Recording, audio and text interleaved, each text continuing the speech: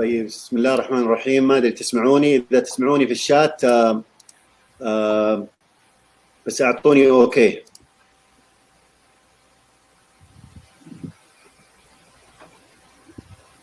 تسمعني دكتور وليد؟ اسمعك ايوه اسمعك. طيب علي، نقدر الان نبدا؟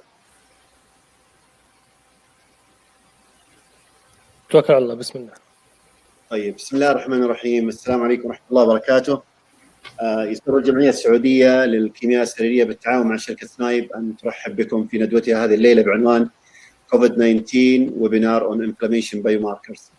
هذه الندوه معتمده بساعه تعليم مستمر من الهيئه السعوديه للتخصصات الصحيه، ويسعدنا اخوكم الدكتور زاهر الشهري نصحبكم في هذه الليله مديرا لهذه الندوه، حيث سنستقبل اسئلتكم واستفساراتكم عبر ايقونه الشات التي تجدونها بجانب الشاشه. In English, the Saudi Society of Clinical Chemistry, in collaboration with Snibe Company, is pleased to welcome you to our webinar this evening about the COVID-19 webinar on inflammation biomarkers. My name is Dr. Zahar Shehri, and I will accompany you as the moderator of this webinar. You can submit your question using the chat icon that appear to the right side of the screen. Our first guest is Dr. Walid Tamimi. I think all of you know Dr. Walid. Dr. Walid is the head of Clinical Chemistry Lab and POCT at King Abdulaziz Medical City, Ministry of National Guard Health Affairs in Riyadh, Saudi Arabia. He is Associate Professor at the College of Medicine, King Saud University for Health Sciences. He is also board certified as consultant from the National Registry of Clinical Chemistry in USA, and as well as a licensed consultant biochemist. Dr. Tamimi holds a PhD in biochemistry from the University of Essex and a fellowship in clinical chemistry at Barnes Hospital, Washington University, USA. He published more than 70 scientific articles, more than 50 abstracts, and co-authors of 3 books. He was previously the president of the Saudi Society for Clinical Chemistry. Please join me to welcome Dr. Walid Tamimi. تفضل دكتور. Thank you, Dr. Zahir, for your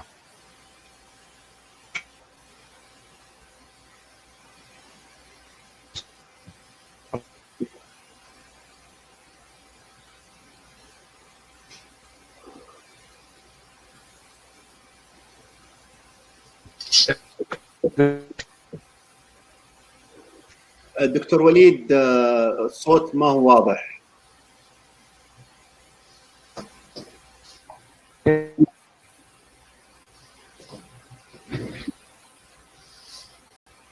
دكتور وليد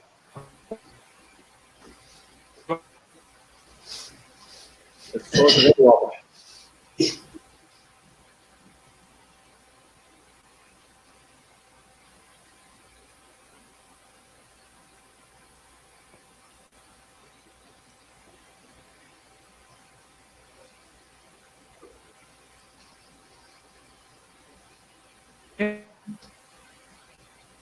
دكتور وليد الصوت غير واضح يا دكتور.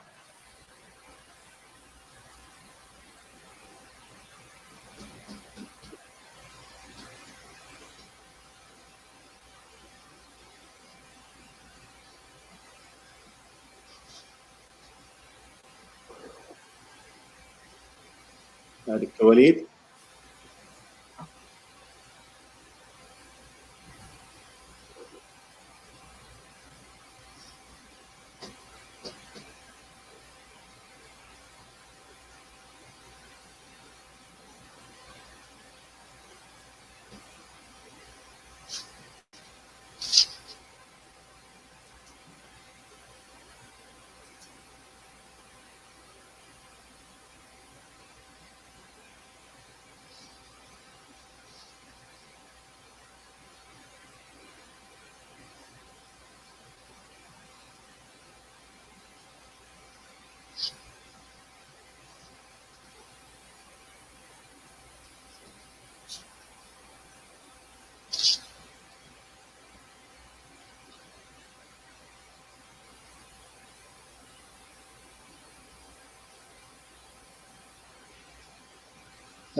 we apologize for the disconnectivity of Dr. Walid. He is working now to reconnect.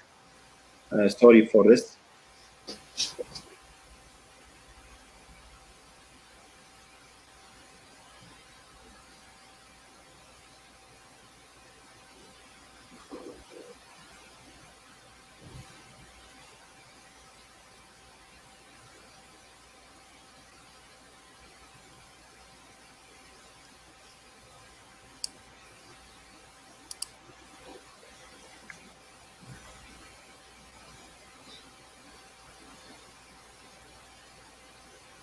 I think he's reconnecting perhaps.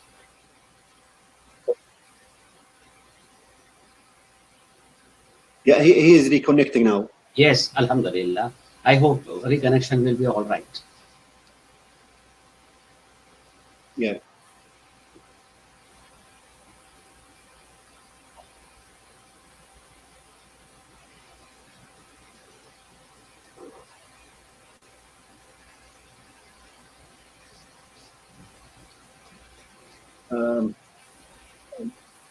Just hold for a second, please. Dr. Walid is trying to reconnect.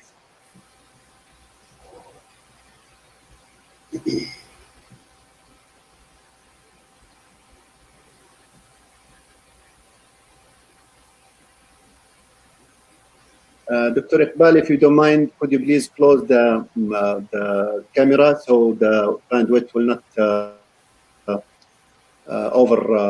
overloaded, please.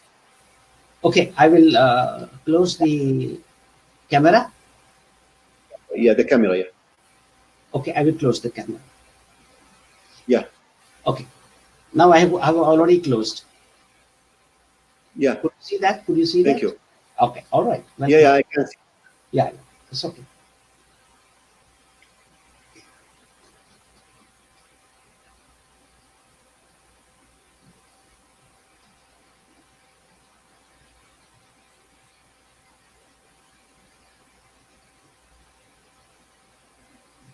I have a small suggestion. Yeah. In case Yes. if the things are taking a lot of time, in the meantime, they can repair the matter. You can take over, or I can take over this so that, you know, the time can be adjusted. Okay. Just give me 1 second, please. All right. Take your decision, sir. It's up to you.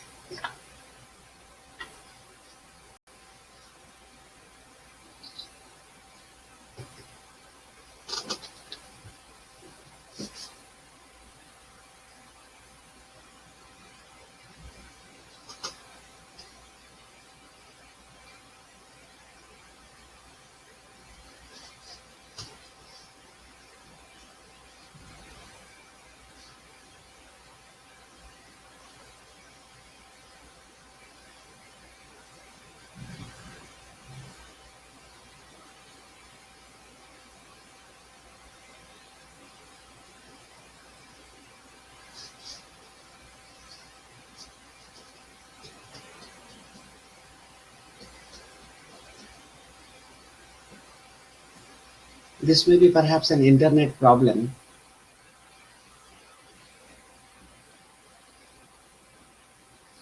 May not be the proper signal.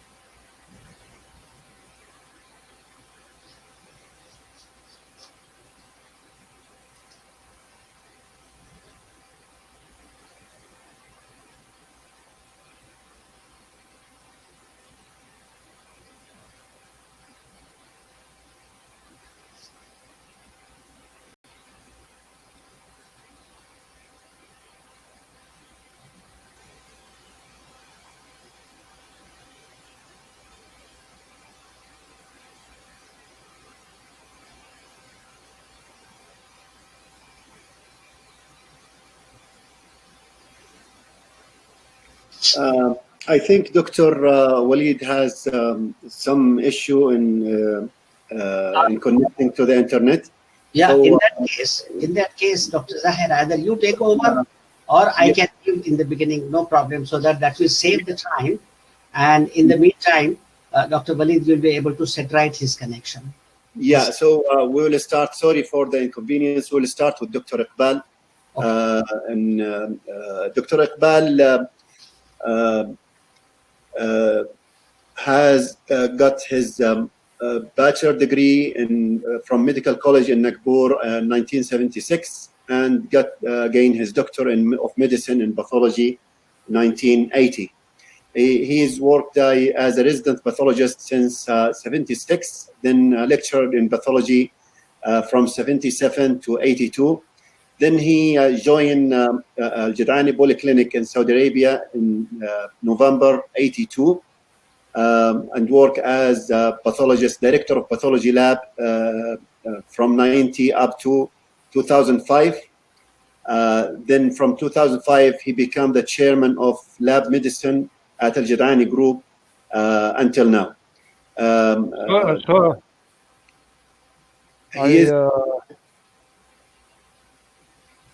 He is also has an experience since 2006 until today in Ibn Sina Medical College, Jeddah, as associate professor of pathology. Also, he have more than 10 published papers in national and international journals. Dr. Iqbal. Yes, sir. Can you ask them to load my presentation, please? Sure. Ali, can you load the presentation?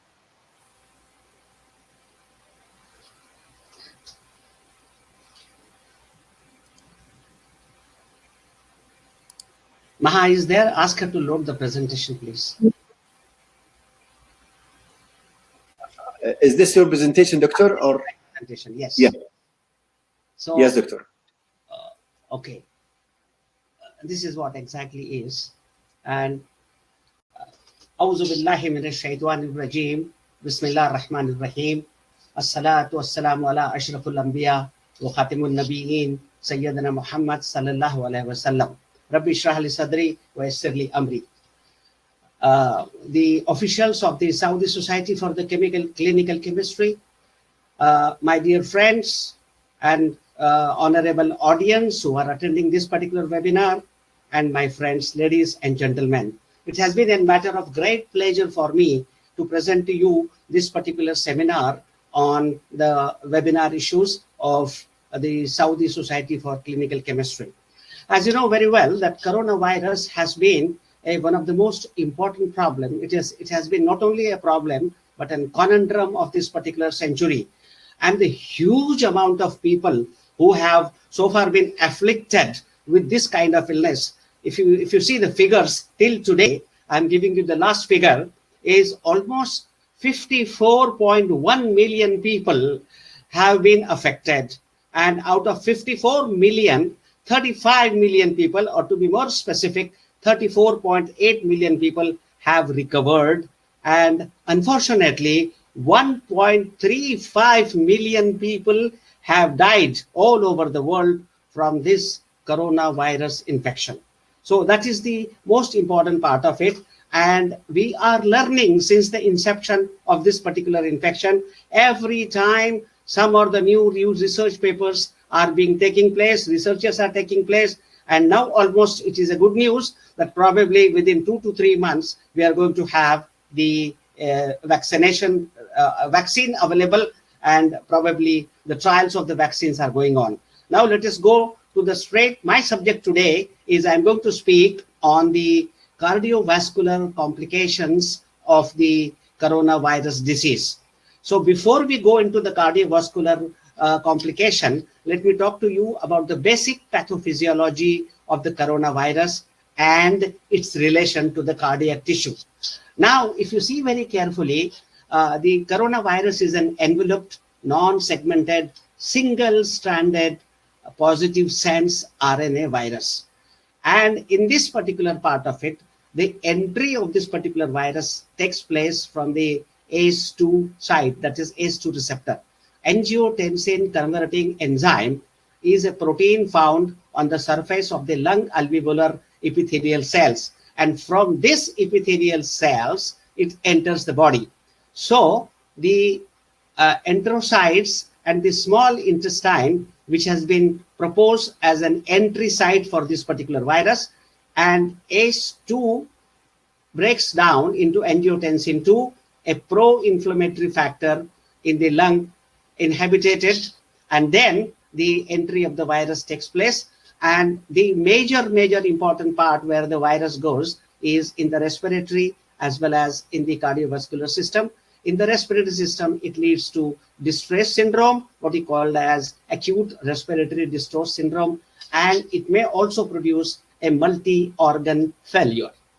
Disruption in the immune system regulation. This is the most important mode of the virus. So as soon as the virus enters, it usually switches off the immune system regulation. And then second important part is the increased metabolic demand. As soon as it switches off the immune system, it increases the metabolic demand, and then it affects the pro-coagulation activity in the body. So these are the three major pathophysiologic way in which there is an COVID virus is involved and leading to different types of complication. One of them, which we are going to discuss today, is the cardiovascular complication. Systemic inflammation can destabilize the vascular plaque. And while the viral illnesses increases, the cytokine activity is increased in a huge amount to the extent that it is called as a cytokine storm. So this is the second phase. The first phase is the viral phase. Second phase is the switching off or the debilitating concept of immune system. And then this particular part is associated with huge activity of the cytokines, which is called as the cytokine storm. And then the other complications in the form of pneumonia and cardiac involvement occurs. Let us see what is a part of the story next. This particular thing was analyzed in two different places. One was a European study and second is an American study. In a European study, almost there were 1,600 patients were studied, which were suffering from COVID, and found that prevalence of hypertension was 17% and the cardiac disease was 16.4%, and that these patients were more likely to require a critical care in the intensive care unit. Another study was conducted in American side. Almost 45,000 patients were studied suffering from COVID, and the history of CVD was associated with nearly 5-fold increase in the complication. So in the American studies, they divided into two: the people having cardiovascular disease suffering from COVID, and the people did not have a cardiovascular disease and suffering from COVID. In both these cases, those people who were suffering from cardiovascular disease had a very high incidence of complication, and then these were the studies leading to almost 20% of the people who suffered from cardiovascular disease had a cardiovascular complication as a result of COVID virus.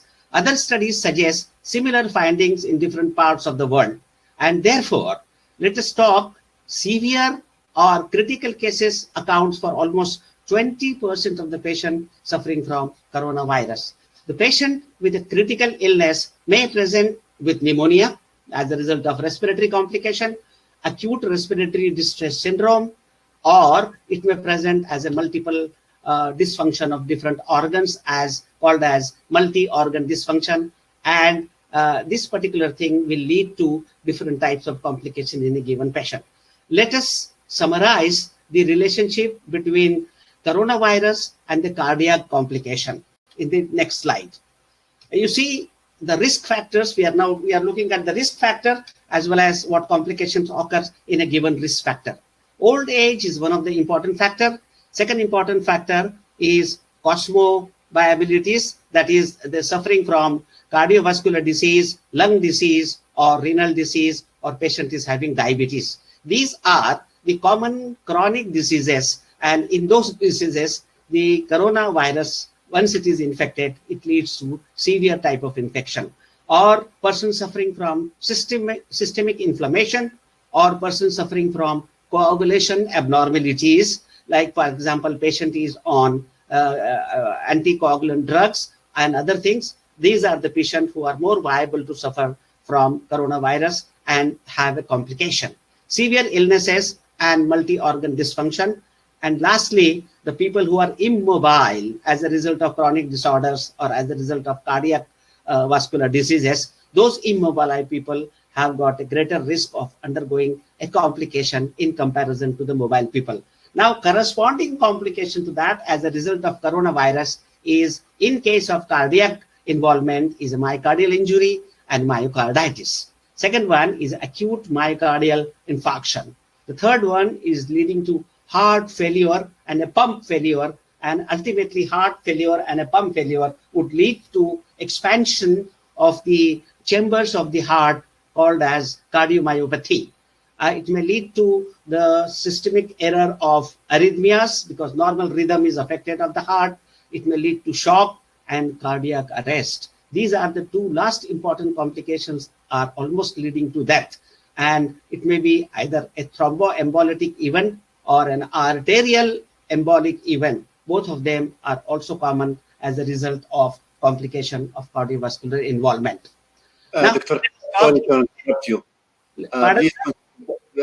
Please consider that this presentation is 30 minutes, so okay, to manage your time. Okay. Thank you. Thank you very much. Acute myocarditis presents across a variable range. Now, what happens in acute myocarditis? The acute variable range of clinical severity. So, patient with coronavirus can present either with the chest pain, dyspnea, dysarrhythmia, and acute left ventricular dysfunction. Anything can happen, but most often all of them are leading to the presentation of chest pain. In patient with myocarditis and a myocardial injury, there is increase in the serum troponin level and CK-MB level. This is one of the hallmark of the diagnosis of myocardial injury or acute myocardial infarction. The electrocardiogram can demonstrate a range of findings. In some cases, it will mimic an acute coronary syndrome. In some cases, it will mimic as alone a kind of presentation of ischemia of the heart. The ECG abnormalities results from myocardial inflammation and include non-specific ST segment elevation and other abnormalities in the ECG. At this particular time, it is necessary for the patient to be seen by the cardiologist or by the consultant in that specific field, and it is requiring an electroechography or what you call it as echocardiology and other sophisticated investigation.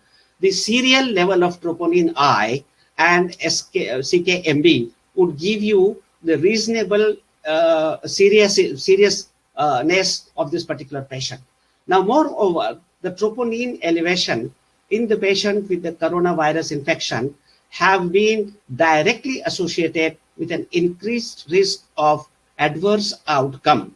So the increased levels of the troponin and other ischemic factors of the cardiac origin, they are directly proportional and they explain the mortality, particularly the increased risk of mortality.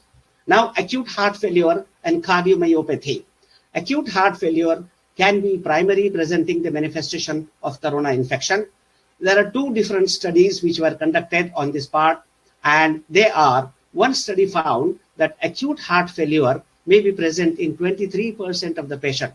You saw the previous history, the involvement of the people with the cardiovascular disease has got more chances, and we have seen they're almost a similar similar demographic appearances, and at the same time similar statistical. Here it is 25%, there it was 20%. It doesn't make much difference between the 3%. So one study found that acute heart failure may be present in 23% of the patient in the initial presentation of coronavirus, with cardiomyopathy occurring in 33% of the patient. Another study of the similar nature found that the heart failure was present in 34% of the patient and was associated with an increased risk of mortality. So these second group are the people who were already suffering from cardiovascular disease, and unfortunately they got the corona, so that the mortality has increased by so much of percentage. Among those with a heart failure, nearly half did not have known the history of hypertension or cardiovascular disease. So this is another group where there was no history of cardiovascular disease or there was no history of hypertension, and half of them, they had this type of complication. It is currently unknown in the heart failure it is currently unknown if the heart failure is due to cardiomyopathy or exacerbation of previously undiagnosed heart failure. So this is one of the important things that to be noted when you get a cardiovascular complication in a case of disease. The another part is rhythmical involvement of the heart. The heartbeats are beating at a proper rate, and they are beating with the ventricular event. But what happens that suddenly person gets a palpitation and maybe a presenting symptom, and that is almost 7 to 10% of the patient present with the COVID with an abnormal beating or palpitation. Most frequently, sinus tachycardia is seen in such patient, resulting from multiple simultaneous causes. And now these particular causes may be as a result of hypoperfusion of the ventricle, or fever, hypoxia, or maybe the patient has become extremely anxious because of knowing that he is suffering from the coronavirus. So this could be the probable causes when you have a palpitation, and in this palpitation one must look out the dysarrhythmias. The dysarrhythmias are associated with elevation in the serum troponin level, and the clinician should consider a myocardial injury when you get these arrhythmias, because associated myocardial injury could be present and could be the cause of these arrhythmias. Maybe a myocardial injury in the form of a temporary injury, or it may be a straight acute myocardial infarction. Acute myocarditis is a differential diagnosis sometime when you can diagnose this on a ECG picture. Coming to the fourth complication is venous thromboembolic event. Now remember, out in this thromboembolic event, there are two types of thromboembolic events are seen as a result of complication. One is a venous thromboembolic event, and second one is an arterial thromboembolic event. Let us discuss in detail what happens in venous thromboembolic event. The patient with the corona is also at an increased risk of venous thromboembolic, and then in this particular case, the systematic inflammation, abnormal coagulation state, multi-organ dysfunction, and critical illness, these are the four potential contributing factors to the increased risk of venous thromboembolic presentation. Now, the studies were conducted on this particular topic, and they have suggested that significant coagulation pathway abnormalities in the patient of coronavirus, including elevated levels of D-dimer. So D-dimer as an indicator for the venous thrombotic event. And once the D-dimer levels are elevated, one must suspect that there is a possibility of thromboembolic event. D-dimer levels greater than 1 microgram per milliliter were associated with an increased risk of death in a hospitalized patient. So this is one of the studies which suggests that increased level of D-dimer is one of the important parameters. Another study suggests anticoagulation, mainly with a low molecular weight heparin. Under this particular situation, the modalities of the treatment would be, the best will be low molecular weight heparin, which will try to prevent the further thrombotic activities, and it will try to improve the prognosis of the patient when they have the increased D-dimer level. Now, the second part of thrombosis is arterial thrombosis associated with corona infection. In addition to venous thromboembolic event, there are emerging reports that the rate of arterial thromboembolism is increased in patient of coronavirus infection. So it is not that either one. even both of them could be present simultaneously, involving the venous thromboarterial and the arterial thrombosis. The several groups have now reported, several studies, particularly the European groups, have reported now that the rate of acute ischemic stroke of between 3 to 5% in patients admitted to the hospital. The strokes are basically as the result of arterial thrombosis. So several groups have now reported that rates ranging between 3 to 5% in patients admitted to the hospital with corona infection. And in addition, preliminary reports also suggest that these ischemic strokes are affecting younger group of people. As a whole, you know that affliction of the corona is more predilected towards the older group, towards the chronic infected group. But here, the arterial thrombosis is known to have involvement of younger people without traditional cardiovascular risk factor. So this particular complication is something totally different from what we have studied so far. And in this particular arterial thrombosis, it is the microvascular thrombosis, a smaller vessel thrombosis or a smaller vessel disease. In addition to microvascular complication, there is a strong association of coronavirus with a microvascular thrombosis. So apart from macro or the larger arterial thrombosis, there is a predilection more for the microvascular. So both macrovascular as well as microvascular thrombosis occurs. And let's talk about pulmonary microvascular thrombosis. This is the very dangerous part of microvascular thrombosis affecting the lungs. So pulmonary microvascular thrombosis has been previously described in the various autopsies conducted. Particularly, these autopsies were in France as well as in Italy. And they have very clearly said that they have found out in the autopsy that there were microvascular thrombosis in the pulmonary venous structures. So pulmonary microvascular thrombosis had been previously described in the autopsies as a complication of severe ARDS, and it has been subsequently been reported as a complication of acute respiratory distress syndrome. Now, the fifth or sixth part associated with the COVID is the platelets. Platelet count have been known to decrease in a COVID patient, and this is one of the bad omen or a bad sign. Now, thrombocytopenia, that is the reduction of the thrombocytes or platelet, has been reported as a common finding in severe cases of corona infection, with a recent meta-analysis demonstrating that thrombocytopenia was associated with 5-fold increased risk in severe disease. So the severity can be explained also by simple CBC and demonstrating that the platelet count is gradually decreasing, which is a bad omen, which is a bad sign.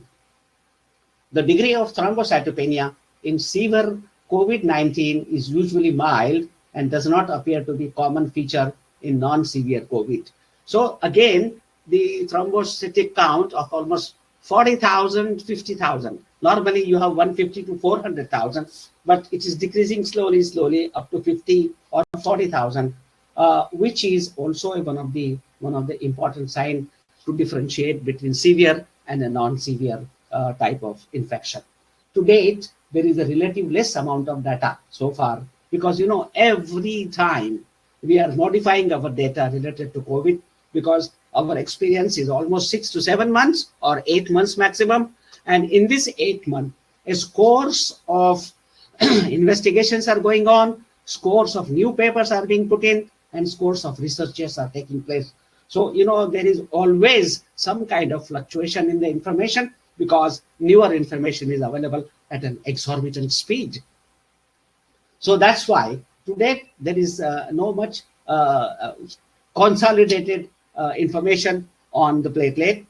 One of the striking observation in severe corona infection is a correlation between inflammatory markers such as C-reactive proteins, ferritin, interleukin-6, and raised level of D dimer, out of which interleukin-6 is one of the important parameters which has been studied extensively for a very simple reason that anti-interleukin 6 is one of the drug which has been prominently used in COVID, and that one is called as remdesivir. Remdesivir is anti-inflammatory drug, particularly which is opposing the interleukin 6. So that is what is the very important point to be noted. Now this is a diagram which is more complicated, but I will try to make it simple.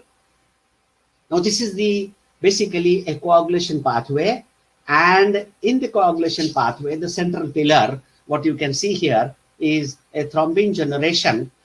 Because of the thrombin, it will activate the fibrinogen and it will convert the fibrin. Now here, this is basically a place where immunothrombosis occur. These are the platelets which are aggregating together, and the total result of this immunothrombosis, if it goes to the lung and it happens in the lung, it will lead to the microvascular thrombosis in the lung. If it goes to the brain, it will lead to infarction of the brain.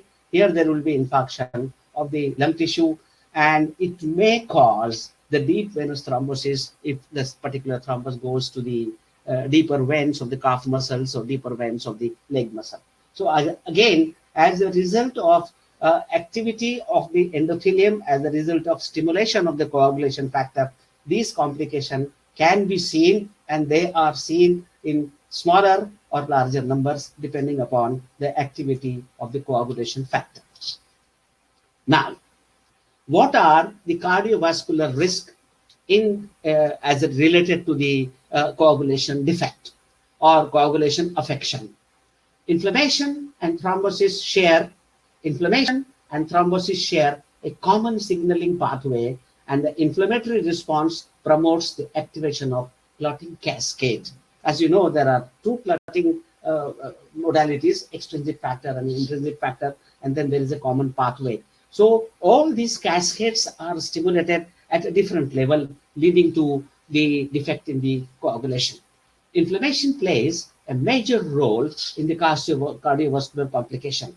Now, in this particular diagram, I'm coming back to say that study shows that IL-6 inhibition seems to be one of the important modalities of the treatment, and it is currently a therapeutic option by antiviral drugs. One of them is remdesivir. There are 4 or 5 antiviral drugs, flavipivir and others. So all of them are leading to interleukin 6 inhibition. In line with this evidence, IL-6 inhibition may be beneficial also for the cardiovascular thrombotic complications occurring in the patient of COVID-19. This is again a complicated diagram, and this has been put here to show you the various aspects of abnormal coagulation parameter, including prothrombin time and activated partial thromboplastin time, are found to be associated with a higher mortality. So increased PT and increased APTT have got a significant importance in detecting and manipulating the mortality. Innate immune response and the thrombotic response are closely linked, and they are to be related with the various types of markers of inflammation and various types of factors related. Fibrinogen is one of the factors of coagulation, and C-reactive protein is an acute phase protein. These two are also one of the important factors in explaining the coagulation abnormalities. Now, with all these things known to us, 6 or 7 important complications, still our knowledge has a limitation. Why? Because research is going on with an exorbitant speed, and our knowledge is being increased every now and then. And every day, I find a lot of new papers emerging as a research paper, and they are confabulating on a different type of theories. So our limitation of understanding is the current literature evaluating the cardiovascular complication and effect associated with corona suffers from several limitations. What are those limitations? Including significant heterogeneity in patient selection. The patients in India, patients in Europe, patients in Africa, patients in America, they are not behaving as the same patient because of their genetic composition, because of their ethnic composition, because of their immune system. So all of them are presenting with a different type of complication, and that needs to be understood and selected properly. The outcome, comparators, and study design are all differing one from another one. So low number of included patient and high risk of bias. So this is what is our limitation of understanding. With the current pandemic, significant amount of literature is published, and they are in the process of being published, and then these literatures are adding to our knowledge.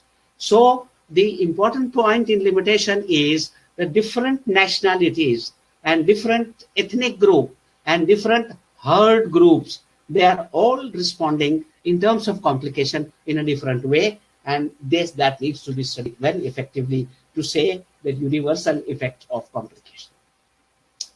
In the conclusion, and what is the take-home message from this webinar is, COVID or coronavirus infection is associated with several cardiovascular complications that includes myocarditis, acute myocardial infarction, heart failure, arrhythmia disorders, that is dysarrhythmias, venous thromboembolic event, and some of the medication utilized to treat the COVID also have a potential cardiac complication. We should not forget that some of the medicines which are used to treat the COVID can also be a parameter of complication. It is important for an emergency clinician to be aware of this complication when he is trying to treat the corona patient. Conclusion number 2, and the message, take-home message number 2 is, a key clinical feature of severe COVID seems to be highly prothrombotic state. Coagulation is an important hit back by the COVID, which is linked to excess rates of arterial, venous, and microvascular thrombosis. Remember, microvascular thrombosis, when occur, it directly affects the supply of the blood to the organ or the part of the organ, and that leads to a cessation of the normal function. Thus, in the context of COVID, the intersection of innate and adaptive immunity, inflammation, and thrombosis has been a thrust in the global spotlight. So the major thrust on research is on the 3 different aspects of complication. The challenge is now to urgently find a therapeutic concept to disrupt these particular events. The moment we can take the charge of these particular event and try to treat it successfully, that will be a successful theory of therapeutic or successful theory of treatment of this infection. And lastly, I would say that the sponsor of this particular event is a Snibe, and how Snibe helps us in coming to the conclusion in complications and the severe cases of COVID. They have a range of CKMB and troponin, which helps in diagnosing of various types of ischemic cardiac element related to corona, myoglobin, FABP, and NAT and proBNP and BNP. All of these important investigations are required in a case, particularly BNP and proBNP are required to assessment of what you call it as a prognosis of the patient, and upper 3 and 4 are the investigations which are diagnostic of ischemia of the heart, cardiac myocarditis, or even in cardiomyopathy. So that's how the Snibe has made available these group of investigation for the ease of diagnosis of cardiac complication. I hope the matter is clear, and above are more than helpful in diagnosis and prevention of cardiac complication. The references for this particular lecture I have prepared from this. Since the lecture is going to be loaded for all of you, you may try to get the references from these particular system.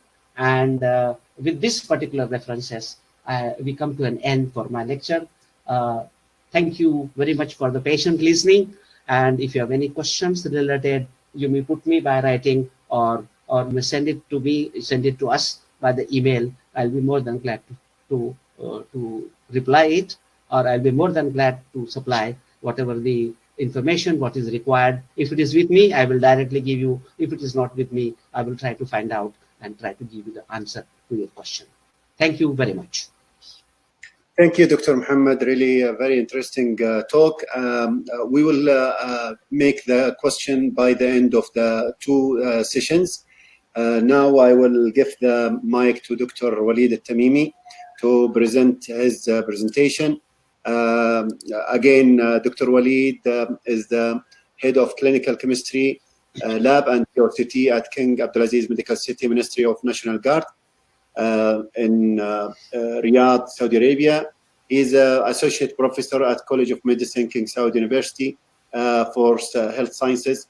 Also, he is board certified as consultant from the National Registry for Clinical Chemistry in the USA, as well as licensed consultant biochemist. Dr. Tamimi holds a PhD in biochemistry from the University of Essex and the fellowship in clinical chemistry at Barnes Hospital from Washington University in USA. He published more than 70 scientific articles, 50 abstracts, and co-authors of 3 books. He was previously the president of the Saudi Society for Clinical Chemistry. Dr. Walid, hello.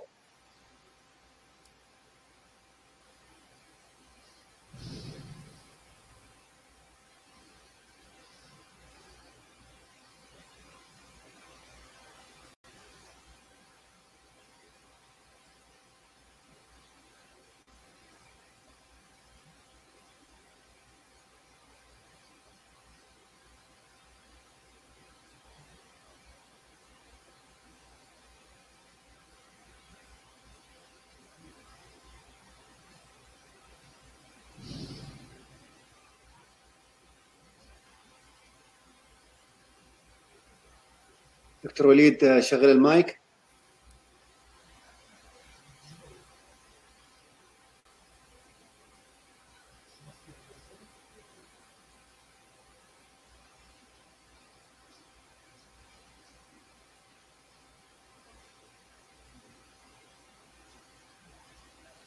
دكتور وليد احنا ما بنسمعك.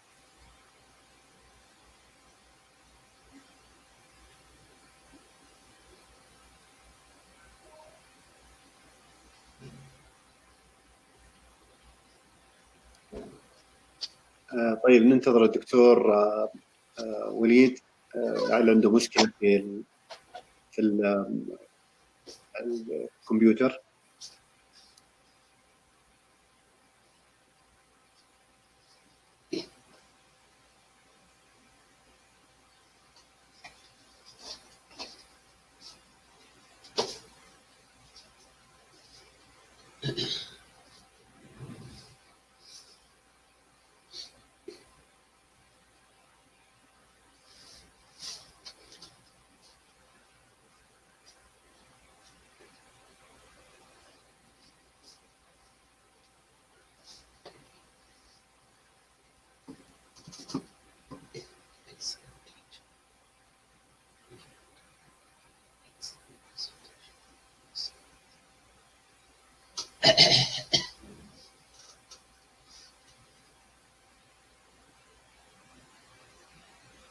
Okay, to save some time until Dr. Walid join us, Dr.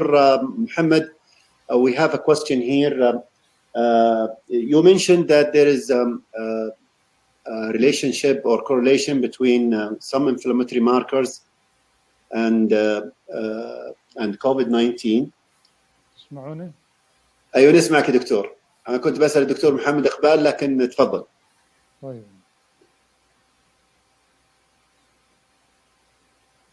بسم الله الرحمن الرحيم. واضحة الشاشة؟ أي نعم واضحة يا دكتور وارفع صوتك شوي. طيب بسم الله الرحمن الرحيم. If everybody can hear me and see the slide, I'm going to talk today about the inflammation biomarker and progression and prognosis of COVID-19. And I have to disclose that the mention of specific companies or of certain manufacturers' product does not imply that they are endorsed or recommended by the Saudi Society for Clinical Chemistry in preference of other of a similar nature that are not mentioned. I work in this medical complex, National Guard, King Abdulaziz Medical City, where we have two hospitals here, the General Hospital and the Children's Hospital. And the laboratory, if you can see, is in the middle of this medical complex. This is the laboratory where it is about 16,000 meters square and work about 500 employees in this 4 multi-stores department, serving all medical complex and work as a reference laboratory. Inside that building, in the first floor, we can see the core lab where we have the hematology, chemistry, and serology connected to a track system. As we have to start, and I think Dr. Iqbal has mentioned a lot of information about the background of COVID-19, but to know schematically the virus where it contained the RNA inside, and there's some target on that virus where the PCR molecular testing is able to detect some part of this targeting in different site on the virus. If we magnify that virus and some part of the virus, we will be able to see that the angiotensin converting enzymes receptor, that the receptor that is very important, that when the virus enter the body, especially the respiratory tract or lungs, it has a lot of receptor to attach to this part of the virus. As we're going to see, when the virus invaded inside the cells from the airway by the receptor that we see it in the blue, ACE2, angiotensin converting enzymes 2, and another receptor called TMPRSS2. These two receptors receive the virus and enter them into the epithelial cells, and either the virus is degrading or replicating inside and get inside the endothelial layer, or it is getting out in a part of the virus to be in the airway and can get out in reinfecting other if they expose to the patient. This diagram show where are the angiotensin converting enzymes receptor available at different sites in the respiratory tract, starting from the nose, mouth, and trachea into the lungs. The researchers indicate that this receptor or angiotensin converting enzyme 2 present widely in human receptor system. Dr. Iqbal also has talked to you about the symptoms and diagnosis and complication, comorbidity, but here in this slide is being presented in a different way, where you have the most common symptoms in red color, and also you can see other symptoms that can happen in the infected person. The diagnosis is based on different approaches, especially if there is some epidemiological crisis and the presenting of the clinical fissure and manifestation, and then you to do some videography like CT scan or bilateral involvement of chest radiographs. But this all has to be confirmed by the reverse transcription real-time fluorescent PCR assay, which is the diagnostic and gold standard for diagnosis of COVID-19. Also, we can do the virus genome sequences, but it's not available in many areas. And also serology marker IgG and IgM antibody according to some protocol in different countries, especially in China guidelines. Then we see the complication and comorbidities accounted for patient who has been infected with COVID-19, most importantly in the red, and secondary in the dark bold font.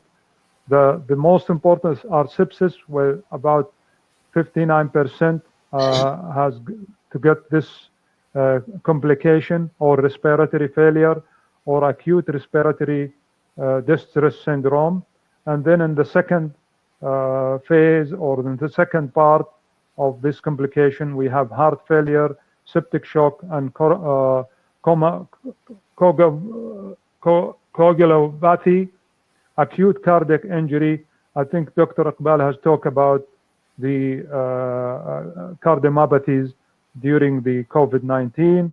Also, we have some kidneys problem, acute kidney injuries happening to the patient, secondary infection and hypertension, acidosis, and maternal vascular malperfusion, and neurological complication. When the patient arrived to the ER or to the hospital or to the medical complex, on admission, we have to do some routine assays like CBC, coagulation profile like D-dimer BT, serum biochemical tests, kidney and liver function, glucose, lipid, etc., myocardial enzymes, and interleukin-6, serum ferritin, procalcitonin, and C-reactive protein, and others as well. But that based on the symptoms, and that being patient is suspected of having coronavirus. And the diagnosis, as we said also, is a gold standard, is a PCR or RT-PCR or sequencing, viral culture sequencing. An aided method is to have antibodies, IgM and IgG. And then after the patient is labeled or diagnosed that by this gold standard test that he or she have the coronavirus, then the prognosis test has to be followed in the coming days of stay in the hospital, especially when we do the baseline like D-dimer or procalcitonin and C-reactive protein, ferritin, and then we will follow it up with especially those procalcitonin, interleukin-6, C-reactive protein, and D-dimer to follow up the prognosis of COVID-19, or if there is any complication from other organs like heart or kidney that may happen to the patient. In this slide, they show that COVID-19 will hyperactivate inflammation and coagulation system. Once the virus gets inside the respiratory system, two mechanisms will happen: the inflammation response and the coagulation response, and they working either to fight the patient and indicate that the body is being infected. Those inflammatory markers has shown a very good prognosis or diagnosis, especially on admission or on severe situation, and that the number showing, especially those that we will talk about them today, are interleukin-6, C-reactive protein, procalcitonin, and D-dimer. And on a study showing that the survival outcomes has shown that drop of interleukin-6 with a mean of 6.3, C-reactive protein is between 10 to 50, is greater than 10 milligram in about 60% of the survival patient, and D-dimer is dropped down to 0.6, and C-reactive protein to 0.3. to less than 0.1. Compared to non-survival outcome, we can see that the interleukin-6 mean is about double of those of survival. C-reactive protein is still greater than 10, even in 90% higher than survival. And D-dimer is high, 5.2, and procalcitonin also is greater than 0.6 compared to those with survival outcome. Another study showed that the interleukin on the admission is mild compared to the severe, and C-reactive also is mild compared to the severe, but procalcitonin is almost similar in both, either mild or severe. And in conclusion, the serum levels of interleukin-6 and C-reactive protein have a significant correlation with the severity of COVID-19 and can be used as an independent factor to predict disease risk. So those key biomarkers to evaluate inflammatory reaction, researchers show the abnormality of lab inflammation indicate among COVID-19 patients, such C-reactive protein, procalcitonin, and interleukin-6. And moreover, procalcitonin show a significant difference in the survivor and non-survivor that may be due to the secondary infection and severe complication to cause procalcitonin to increase.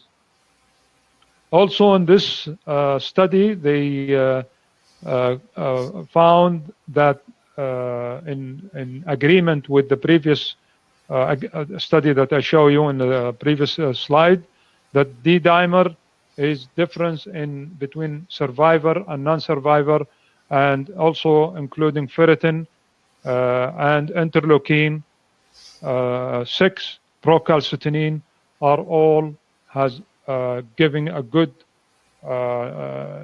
number of survival compared to non-survival in the prognosis to be differentiated. Also, this compared to the table I show you, the similar data that being represented graphically. So if we take, if we talk about the first biomarker, as we all laboratorian and need to know, C-reactive protein is also a protein found in the blood and raised to respond to inflammation, produces in the liver that increases following interleukin-6 secretion by macrophages and T cells. Its physiological role is to bind the surface of dead cells and bacteria to activate the complement system.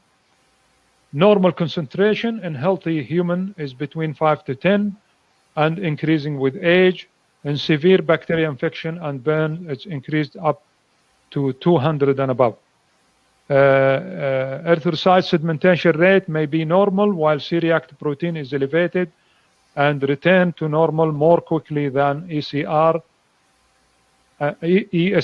in response to therapy. In our study to evaluate and correlate the C-reactive protein using nephelometry system compared with the Snibe Maglomi 800, the one that we compare in our lab, we found a good correlation between the chemoluminescent assay provided by Snibe compared to nephelometry that we have used it in our lab also. And that table show the different characteristic of each analyzer, the nephelometer compared to Maglomi 800 from Snibe, and which is using the chemoluminescent assay compared to the nephelometry technique. The second inflammatory marker is procalcitonin, which is a peptide precursor of hormone calcitonin, the latter being involved with calcium homeostasis. It produces from procalcitonin, which is cleaved by endopeptidase, and procalcitonin is produced by the neuroendocrine cells of the lungs and intestine, and this raise procalcitonin levels during the inflammation is associated with bacterial endotoxin and inflammatory cytokines. This slide show that important of procalcitonin with a good area under care, high sensitivity and specificity compared to other in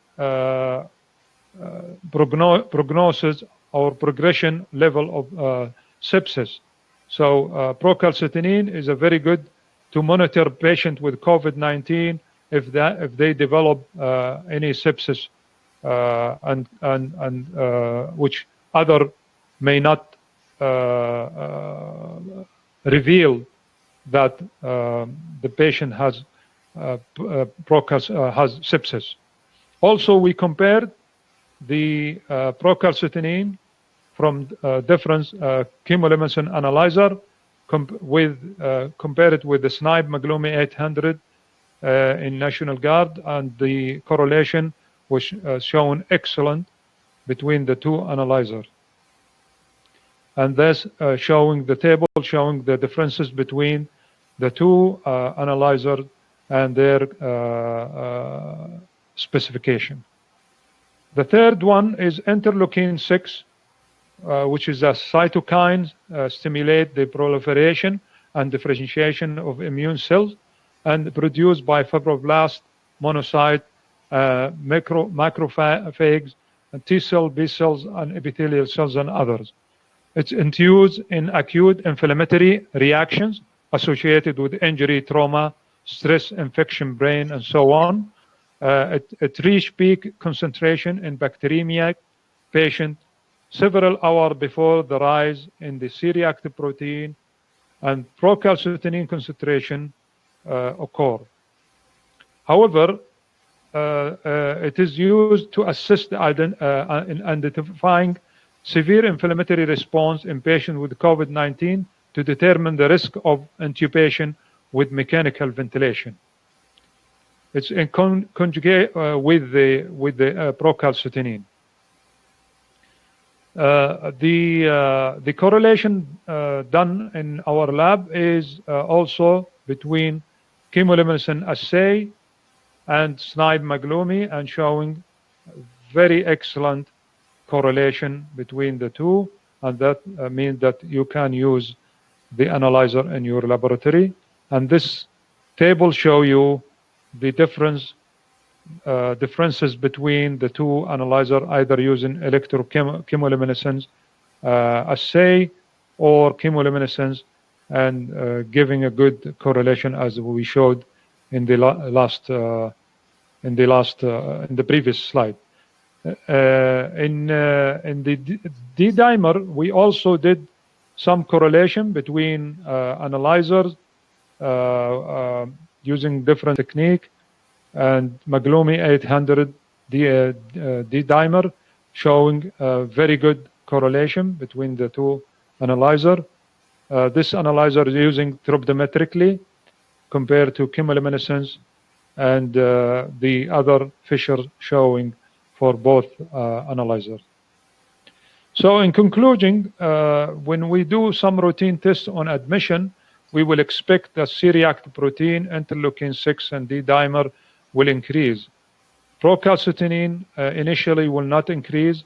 That help clinician to distinguish bacterial infection from suspected patient.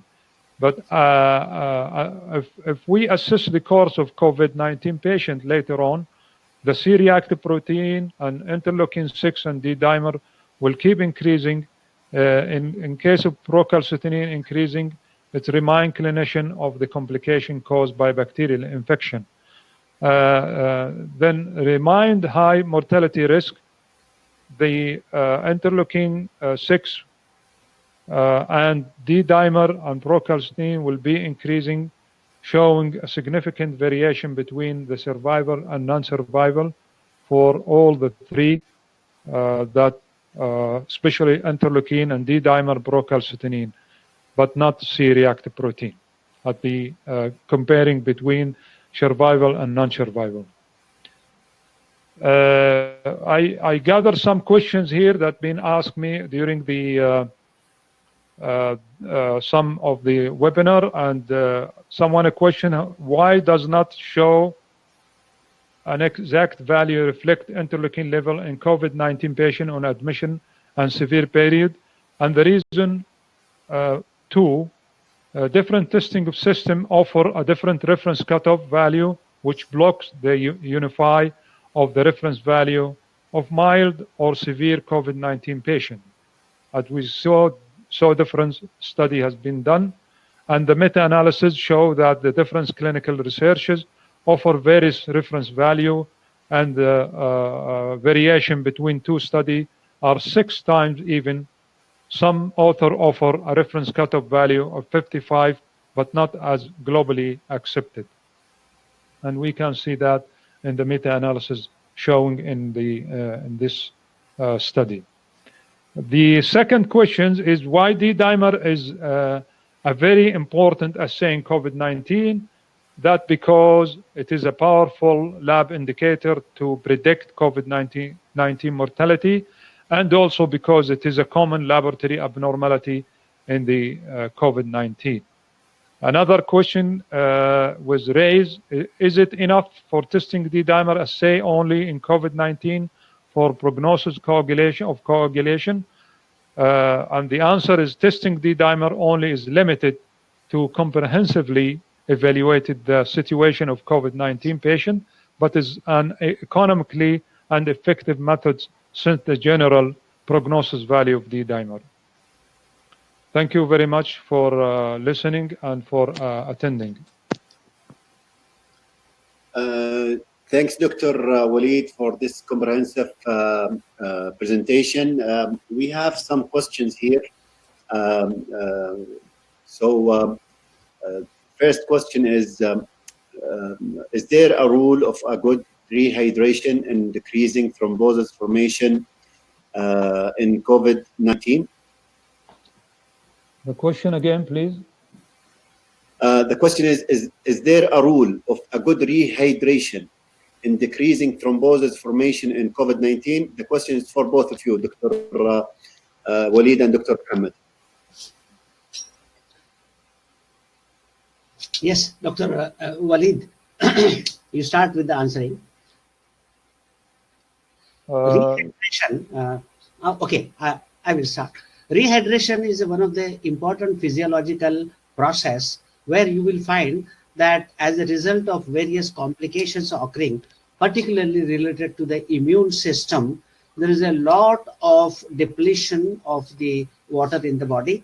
And when the patient is being treated, his concentration and the concentration of the physician is totally diverted to the injecting medicines and injecting various types of substances. At this particular time, rehydration and consideration of the rehydration is one of the most important factor. Either it may be an oral rehydration or it may be an intravenous rehydration. So rehydration is a basic fact that needs to be taken care when you are treating a serious patient, particularly in ICU. Dr. Waleed? In addition, I think what just Dr. Akbal said, most important, as we mentioned in the that the complication of COVID-19 is the acute kidney failure in some situation. I think hydration and rehydration is important with those patients. Not to have complication of kidney problems, and the rules of those marker, especially if there is any infection or inflammation, will be very important to follow it during these conditions. Okay, another question is, are there research mentioned the effect of aspirin in COVID-19 patients?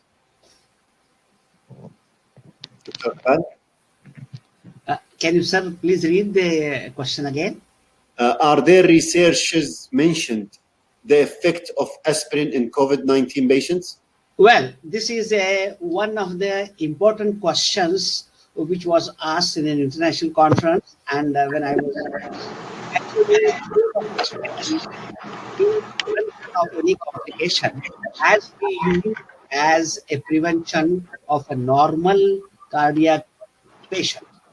actually aspirin in 8 milligram per deciliter or 80 milligram small tablet is actually a preventive, particularly for the coagulation part of it. And basically, it is affecting the granules in the platelet so that it does not cause a easy coagulability and it does not cause the thrombosis. But here, the things are far more than what we have in a normal patient.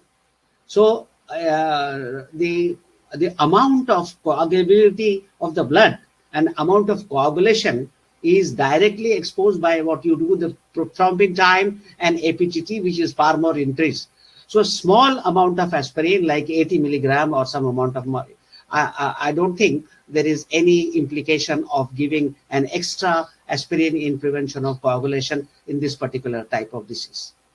And there are no clear indication of aspirin being utilized as one of the tool of treatment in case of COVID complications. So it is just a hypothetical way in which one could think that probably aspirin may be useful. Dr. Walid? I think also sometimes I feel like that the using of coagulation markers in general is very important in this situation, especially as this virus and pandemic is new for us. Knowing that that so many studies and research now of trying to get a better marker to support the inflammation and the coagulation together, so we will be able to understand the mechanism of the viruses. Okay.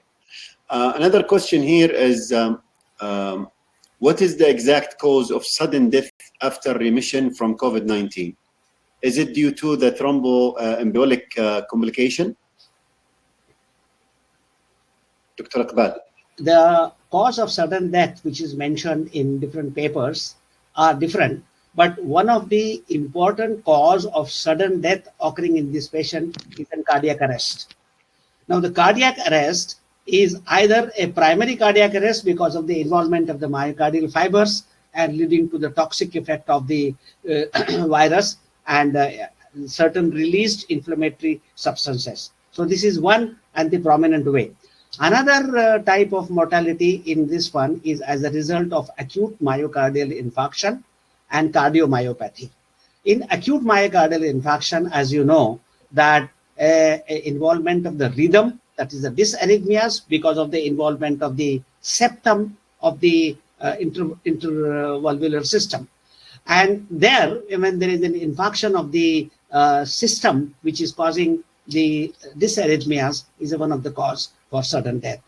And the third important cause for sudden death is an acute myocardial infarction with a large amount of ventricular tissue undergoing infarction, so that the pumping action of the heart is suddenly lost, and that may lead to what you call as sudden death. But so far, whatever has been mentioned is the toxic effect of the virus on the myocardium, leading to sudden cardiac arrest. Another two questions. Dr. Walid, there's a question about ferritin in the diagnosis of COVID-19. And another question is why patients still have high serum ferritin even after recovery? Okay, very good questions. If you can hear me, the ferritin is considered to be acute phase reactions, and one of those proteins that will continue to increase after the inflammation for certain times, and then drop. We use it here not as a ferritin of storage of the iron, but has different uses clinically, as it is increase in response that liver release some of these ferritin into the blood and remain for quite a long time. Okay. Last question. Sorry. Of such a great change occurring in the hemodynamics and the effect of what is types of hemolysis occurring in this particular process. The body does not immediately set right for the terms of ferritin in this particular thing. So ferritin continues to remain for high until the body sets right the complete system by itself. A huge amount of hemolysis and RBC breakdown and the thrombosis, all of them settles down, and it takes little time. And that's why for a longer time, the level of ferritin remains higher, but it settles down in 3 to 4 months. Sure. Last question, because the time is running.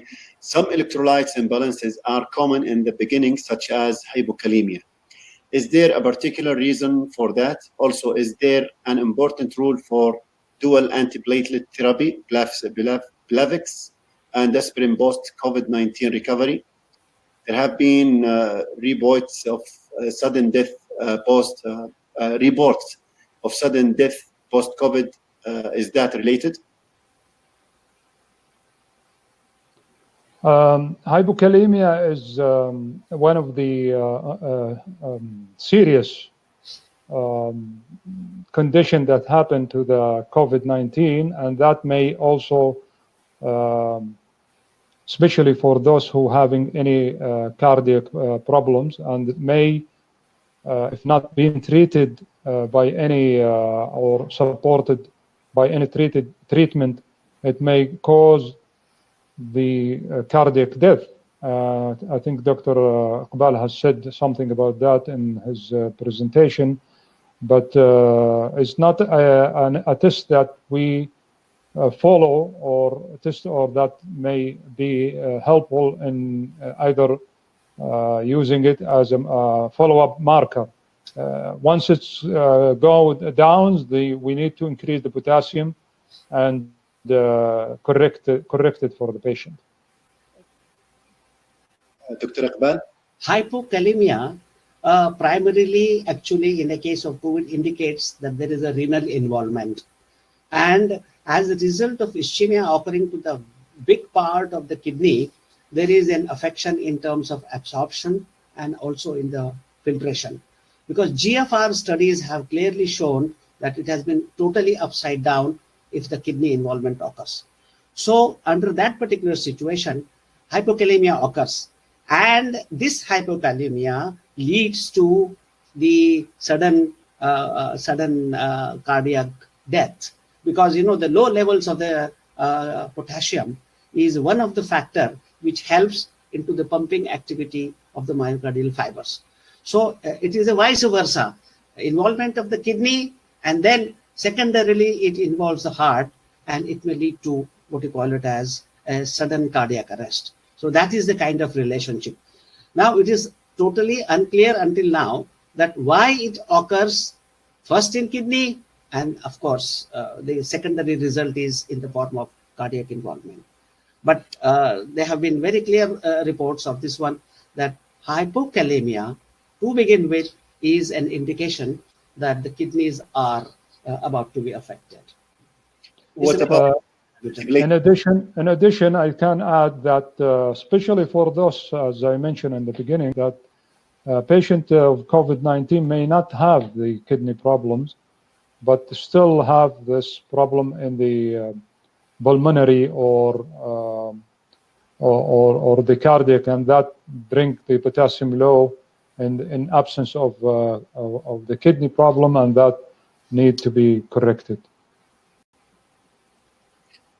Another question is about the dual antiplatelets therapy, and the sudden, and is there any relationship with the sudden post-COVID death? The relationship of antiplatelet actually is not a question of choice, because the platelets are reduced, leading to thrombocytopenia.